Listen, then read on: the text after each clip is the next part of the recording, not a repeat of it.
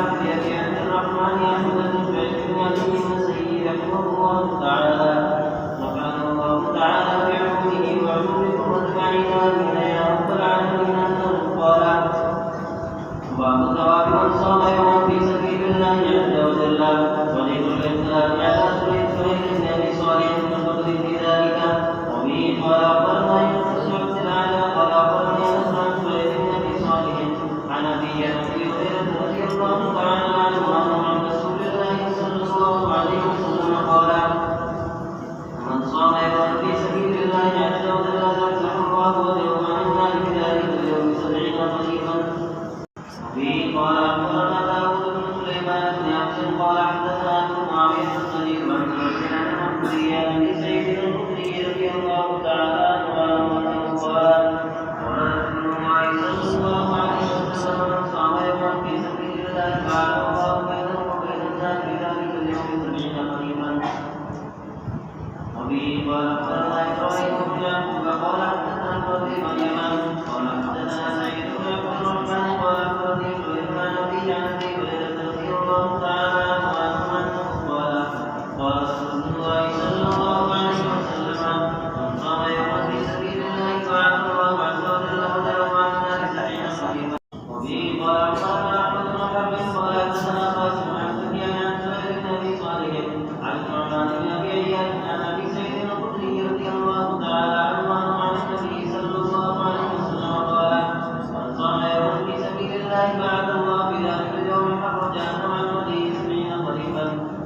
وبه قال أخبرنا عبد الله بن أحمد بن محمد بن حنبل قال قرأت على أبي حدثه بن نمير قال حدثنا سفيان عن حميد عن النعمان بن أبي عياش عن أبي سعيد الخدري رضي الله تعالى عنه أنه قال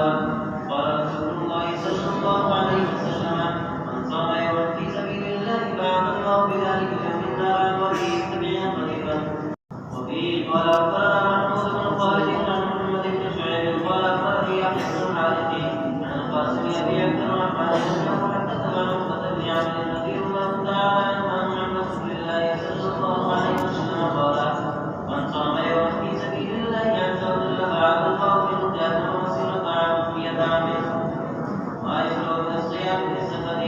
وبه قال أخبرنا إسحاق بن إبراهيم قال أخبرنا سفيان عن الزهري عن سلمان بن عبد الله عن أبي الدرداء عن كعب بن عاصم رضي الله تعالى عنه أنه قال سمعت رسول الله صلى الله عليه وسلم يقول ليس من البر الصيام في السفر به قال أخبرنا إبراهيم بن يعقوب قال حدثنا محمد بن كثير عن الرجاء عن الزهري عن سعيد بن المسيب أنه قال قال رسول الله صلى الله عليه وسلم ليس من البر الصيام في السفر قال أبو عبد الرحمن هذا خطأ والصواب الذي قبله لا نعلم وحدثنا بعض عليه العلة التي من أجلها قيل ذلك وذكر الاختلاف إلى محمود بن عبد الرحمن في حديث جابر بن عبد الله رضي الله تعالى عنه في ذلك وبه قال أخبرنا قتيبة قال حدثنا بكر بن عمارة بن غزية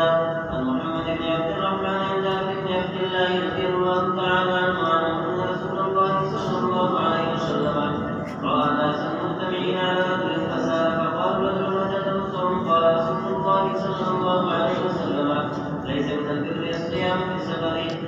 وبه قال أخبرني شعيب بن إسحاق قال حدثنا عبد الوهاب بن سعيد قال حدثنا شعيب قال حدثنا الأوزاعي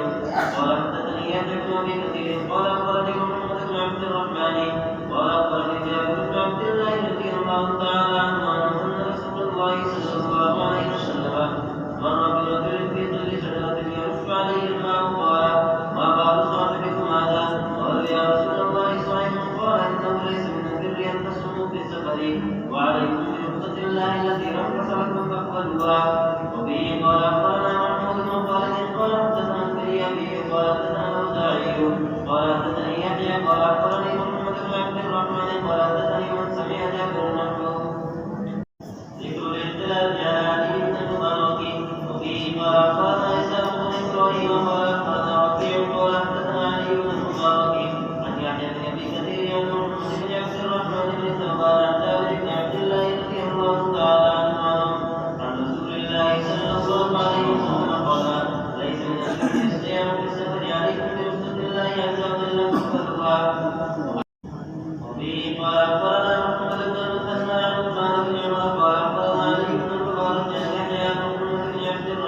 كل جابر رضي الله تعالى عنه